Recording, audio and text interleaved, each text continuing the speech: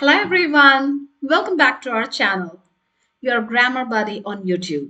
Today, we are diving into a topic that adds power, precision, and personality to your sentences. You know what? Adverbs of degree. So, if you have ever said, I'm very tired, or it's too hot today, guess what? You are already using adverbs of degree. But today, we'll learn how they work, where they go, and how to use them right with crystal clear examples and plenty of practice. So let's get started. When we're talking about adverbs of degree, what do they mean? They talk about the intensity or extent of an action, adjective, or another adverb. In simple terms, they answer the questions like to what extent, how much, and how strongly. And where do you usually find them in a sentence? They are usually placed before the word they are modifying, whether it's an adjective, an adverb, or a verb. Now, here are some of the most common adverbs of degree: extremely, just, quite, almost, very, too, enough. We'll see some examples for that. She played violin extremely well. So here, extremely is modifying the adverb well, showing a high intensity of skill. Okay, they are quite hungry. So in this example, quite, the word quite modifies hungry and tells us about the extent of their hunger, right? And I was just about to eat. So here the word just, it tells us how close in time or readiness the speaker was to eating. So these examples show how versatile these adverbs are. Then let's talk about a special one, enough. When we use enough as an adverb of degree, it shows if something is sufficient or fully meets the required level, right? So, what's here important to remember? Enough goes after the adjective or adverb it modifies, and it can be followed by to, the word to plus infinitive, or sometimes for something or for someone. So, here are some examples. I don't think those shoes are big enough for me. So here enough comes after big and tells us the size isn't sufficient for the speaker, right? I think we need to add salt. It isn't flavorful enough. Again, here the word enough follows the adjective flavorful. She did not practice enough to pass her driving test. Now we see it followed by this word enough, followed by to pass, an infinitive form, right? It shows the result of not practicing sufficiently. They aren't old enough for this movie. So this one follows the pattern enough for someone. Got it? So always remember enough comes after the word it's describing, and it helps us to judge if something meets a necessary level or not. The next one is adverb of degree, the word to, right? We always use to as an adverb of degree. So this word is often misunderstood. You need to pay close attention. When used as an adverb of degree to, it expresses a negative opinion or judgment.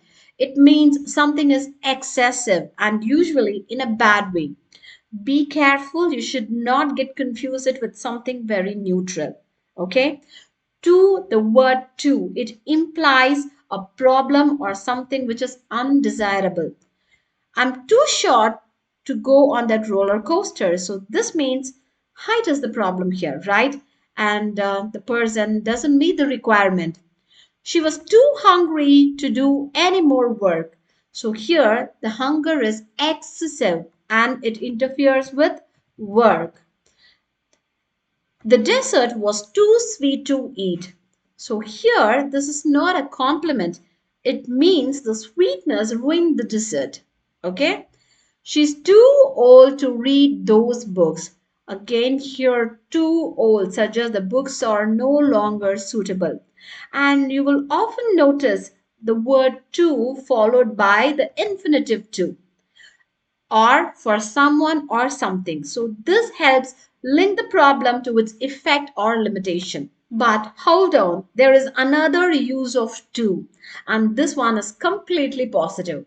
We can also use to mean also or as well. In this case, we usually place it at the end of the sentence. Say, for example, can I come to your house too? This means just I would like to join, right? Am I allowed to have some of these cookies too? So, a polite way of saying, can I also enjoy this? Isn't it? We invited Jane and her friends too. So, it's not just Jane, her friends are also included as well. Are you able to do the laundry too? So, this means asking if someone can also handle another task. Got it? So here, this way we are using to in a positive way. Let's see one of the most commonly used adverbs of degree, very. The word very is used to intensify or strengthen an adjective or adverb. So this means it gives extra weight or emphasis. She walked very slowly around her garden. So, this means her walking speed was extremely slow. We were very fast runners. So, it emphasized the extent of speed, right? They sang very quietly to their baby. And we can make it in a negative adjective by adding not. So it's very simple. By adding not, we can make it as a negative adjective. They are not very fast at their job. Not very fast. We are not very careful. So this is the negative sentence, isn't it? Now it's time for us to practice. You can pause the video, read the sentences by yourself, and you need to determine which word to use. Either to use to or very. It's dash hot to go outside right now. They are dash smart for this job. I think they should look for another job. We are dash hungry to work anymore. They are dash interested in studying English. I'm dash busy this week. Very simple, right? How did you do that? Let's check your answers now. It's too hot to go outside right now. They are too smart for this job. I think they should look for another job. We are too hungry to work anymore. They are very interested in studying English. I'm very busy this week. See how to is used when there is a negative consequence, and the word very is used for strong but neutral intensity. Got it? And that's all for today's video. Kindly like, share, and subscribe for more English tips. See you in the next video. Bye for now.